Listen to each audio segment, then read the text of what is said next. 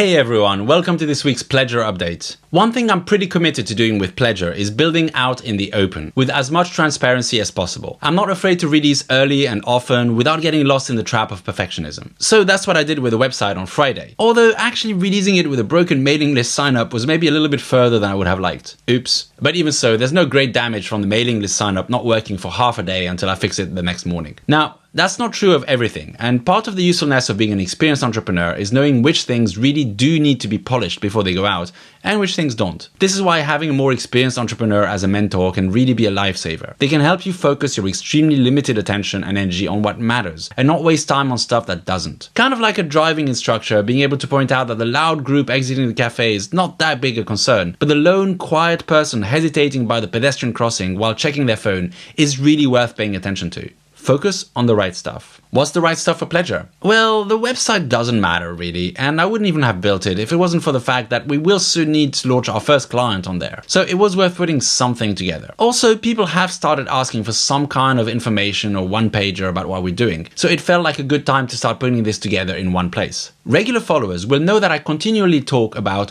the loop being the most important part of a business. The loop, by my definition, is the process of creating something of value, getting it to customers, and getting paid for it. In the case of Pledger, the loop is enabling the creation of an NFT fundraise and getting it to produce enough funding to be worthwhile, and then getting paid for that by the client. So that's what matters. Anything that is essential for the loop to happen is critical. Anything that isn't absolutely necessary to get that first client to go through the process is secondary. The website fell into a sort of grey area. It's not strictly part of the loop for the first client, but it's part of the loop for the next set of clients because it will make it much easier for me to find more startups to help. Hence why I have spent some time on it and will spend more over the next couple of weeks. What else is in the critical path of the loop for Pledger? Well, 2, maybe 3 things, which are also at the heart of Pledger as I've described it on the website. One is the legal clarity that we're working on with our in-house lawyer. That's progressing well, and as I said last week, it doesn't feel like there are any major roadblocks left there. But there will certainly be a lot of know-how that we will build over time. Each startup is slightly different and needs a slightly different solution. The loop itself will be the main driver of this. As we onboard more startups, the legal refinements will accrue naturally. Another is the technical infrastructure. Doing this well requires smart contracts, but also Web 2.0 infrastructure to make the experience good for most people. Remember, most of the potential investors do not yet have wallets or indeed any crypto. Our first mint will likely require a wallet, but eventually we'd like it to be as easy as pulling out your credit card. And there is another essential part of the process that needs to be built, and that's KYC. Yes, some Web3 people think anonymity is an essential part of their experience.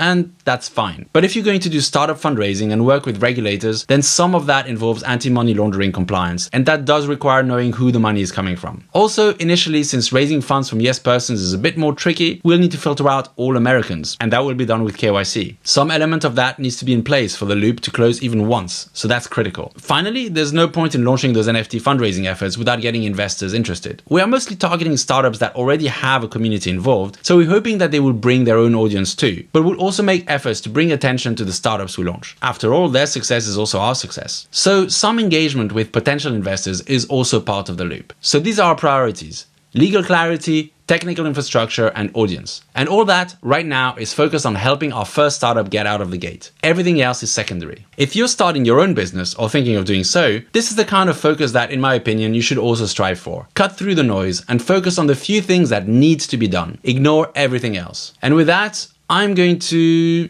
take a break. It is Sunday after all. You can't focus on anything if you're not taking care of yourself as well. And I might watch a movie or play on my PS5. We'll see. Well, first I guess I need to edit this thing. GM and good luck.